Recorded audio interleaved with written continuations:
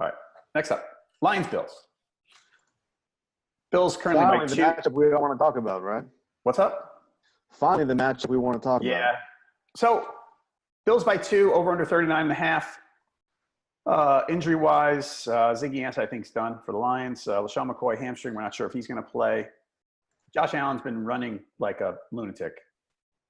He's run for, over 100 twice and 99 in the other game in the last 3 weeks. But the thing is, it's so funny compared to – I wish I could give credit for this.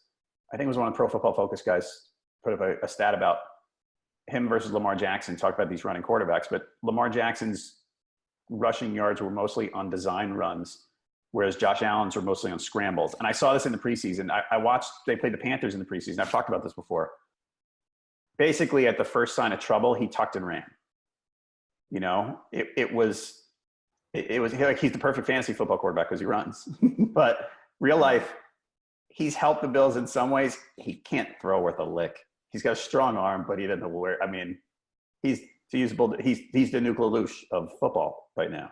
If you remember the movie Bull Durham, because he's very inaccurate.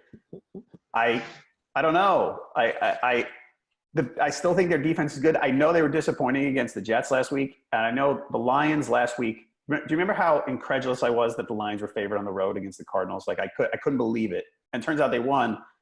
And I look back at it and I said, their losses, they had the stretch where I think they lost 5 out of 6. But they lost to a lot of good teams. So maybe I didn't give the Lions enough credit. But here, going to Buffalo, I'm going to lean Bills. And I switched my pick on this, by the way. Yeah, I was with the Lions last week against the Cardinals. Before I remember, I was pretty confident in the Lions beating the Cardinals on the road last week. I'm pretty confident in the Lions winning at Buffalo this week. I'm surprised you're like so adamant about Buffalo and that give them 2 at home. This week I'm not as adamant. They were 4.5-point favorites last week and lost to the Jets by 4. Bills are 5-8 against the spread this year. The Lions are 7-6. What does that tell you? I don't know. Not a ton, but I like Detroit here.